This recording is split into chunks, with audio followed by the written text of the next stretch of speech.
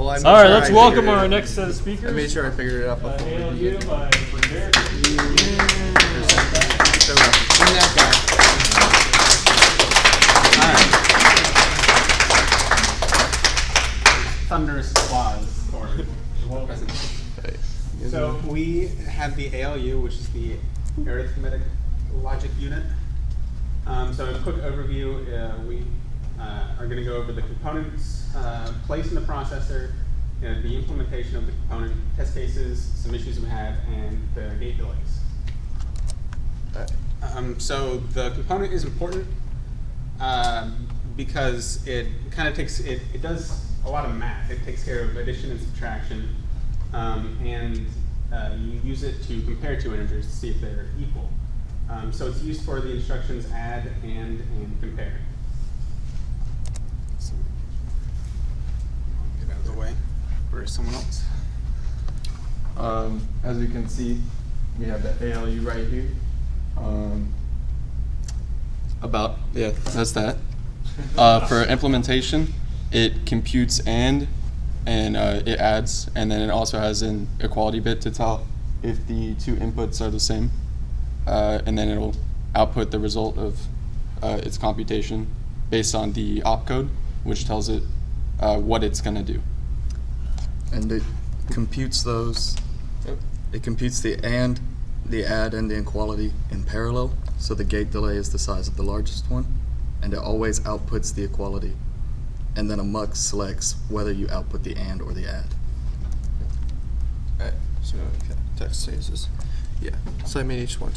Okay, so these are different test cases. I only did about 4. I test basically each mux possibility. I didn't go in and do every possible F and 0 because I thought that was redundant. So as you can see, the first test basically checks to see if the correct. Right. So what's the first thing you tested? High level. Sure. Okay. So I'm basically making sure that The first test says add. We can't. I can read it because I'm here. Right. Okay. Sorry. So you're just saying the first thing I wanted to do was test add. Yeah. Sorry. So I have 2 inputs.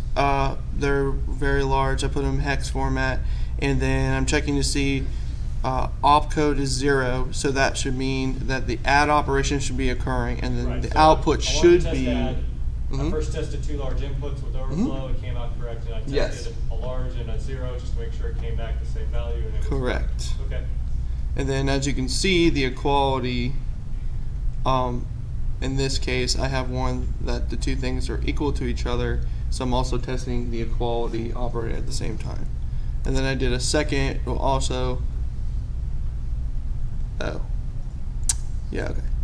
second add, was just a different set, and I'm also testing the equality operator here. So as you see, you're adding a very large number with 1s and 0s. You should get all the 1s, and then since these 2 inputs are not the same, you get a 0 equality.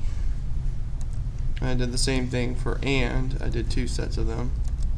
So there we go. I tested a large input and a 0, and the and of that should be 0, and they're not equal, so it should be 0, and the opcode is 1, so it should be selecting the and. The same for the second one. These are 2 and the large 0, that should be the same there, and then they're equal to each other. So as he said, they all, yeah, okay. Display. All right. And then I'll go. Issues I had. I personally didn't have too many issues. It's pretty straightforward. I say the hardest part is just visualizing how it's going to all come together. Like as long as all your components are working. If any of your components it relies on is not properly working, you're going to have issues.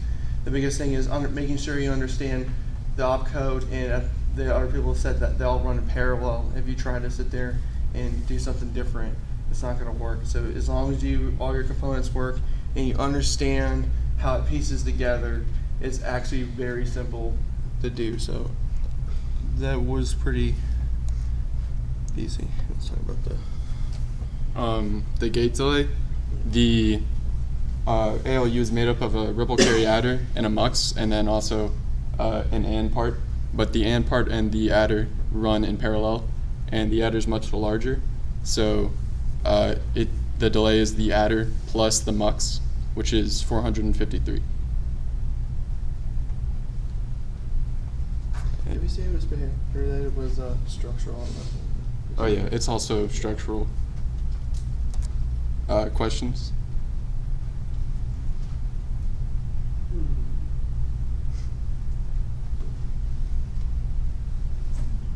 How did you calculate your delay for the ripple carry adder? If you go back to the X, he kind of glossed over it. So basically, I used Dr. West's slides, kind of talked about the ripple carry adder, and let me see. Did I actually write what it was? Oh yeah. So it's 64 bits, and each of the full adder that it has a 7-bit delay. So it just says it's have number of bits times the number of full adder. So I went in and looked at the full adder that I used, calculated the delay, and then went in and counted. Okay, seven delay I got, so multiplied by 64. That's how I got that number.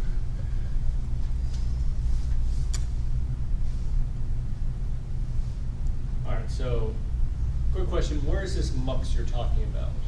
Okay, the mux is, let's see. It is like basically the first part of the component. It's what, well, not the first Go part. to the architecture diagram. Sure. The mux is internal in the ALU, if that's what you're asking. Right, correct, yeah. Well, let's go and look at that. All right, Okay. very good. So where would the mux lie? So, let me see if I can, okay. So, so it's internally, so you basically,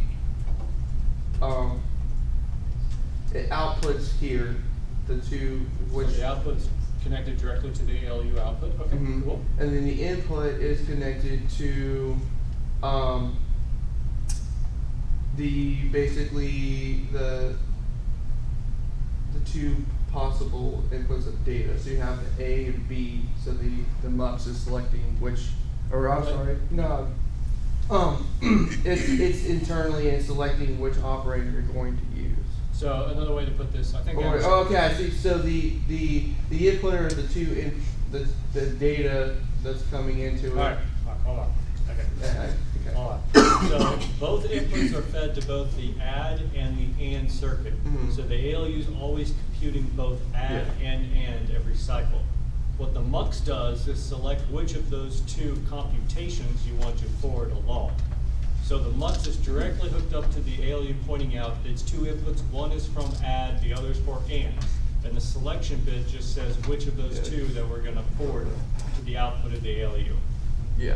So a diagram of that, real quick, simple diagram would make it very easy to see. Okay. But yeah. Yeah. Any other questions? Okay, good job.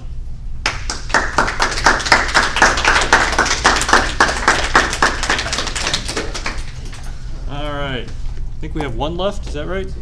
Two left. No, the Oh yeah, adders. two. Okay, two left. I got my source there.